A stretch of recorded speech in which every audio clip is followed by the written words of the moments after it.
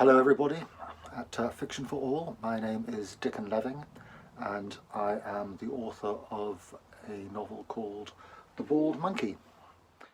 So what inspired me to write The Bald Monkey? I suppose in a way it started off with the title because I'd read somewhere, possibly in a National Geographic, which I collect, more likely in a meme, because I spend far too much time doom scrolling, that monkeys suffer from male pattern baldness, much the same way that us humans do. And I thought the bald monkey, what a great phrase, what a great name for a pub, because I'd never seen a pub called the Bald Monkey, and I have seen many pubs. And then I thought, what a great title for a book. What a great title for a book about a pub called the Bald Monkey. And the other inspiration I think might have been that I love stories that are sparked off by completely random and out of the blue incidents, which happens in The Bald Monkey, but I'm not going to tell you what it is because that I believe is what's known as a spoiler. But there is what I like to describe as a shock moment near the beginning, which sparks off the entire kind of roller coaster that Henry goes through. My writing routine is Irving Walsh has a great line which he says, I write the way I drink, I binge. I'm not that quite bad. I do actually try to keep a certain amount of discipline in my writing schedule.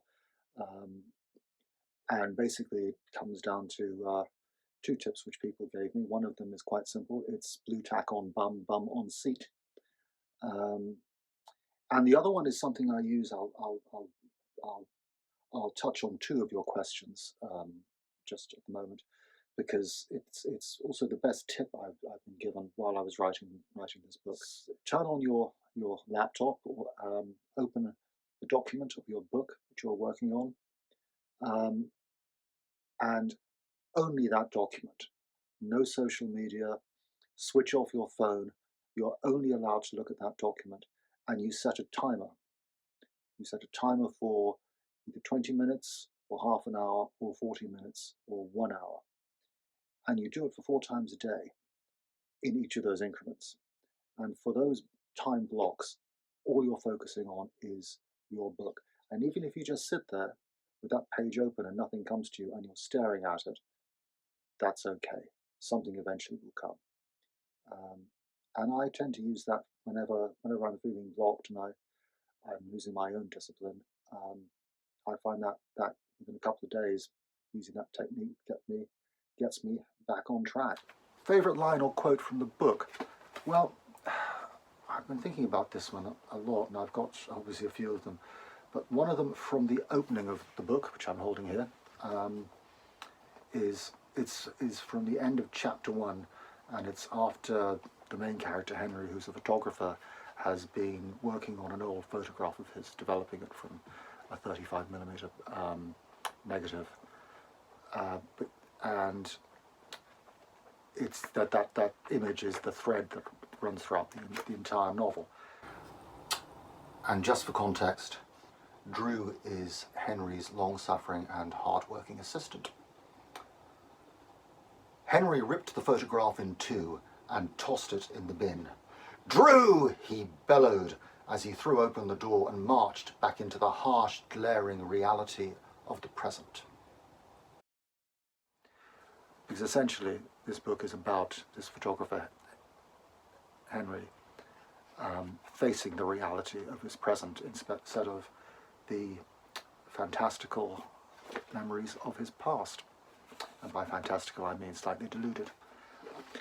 How did I hear about Fiction for All? I heard about Fiction for All through a very dear friend of mine called Paul Donlan, and Paul took the photographs for this Fiction for All book, Soho in the Dark, wonderful book by the wonderful Dassos Petru, aka Das, and Paul told me about Fiction for All, and about 2 weeks later, I'd say, I signed up with you guys, and then of course I wrote to Paul into this. Because not only did he take the photographs for Das's book, but he did this wonderful front cover for mine. So, there we go. Thank you, Paul. Much appreciated.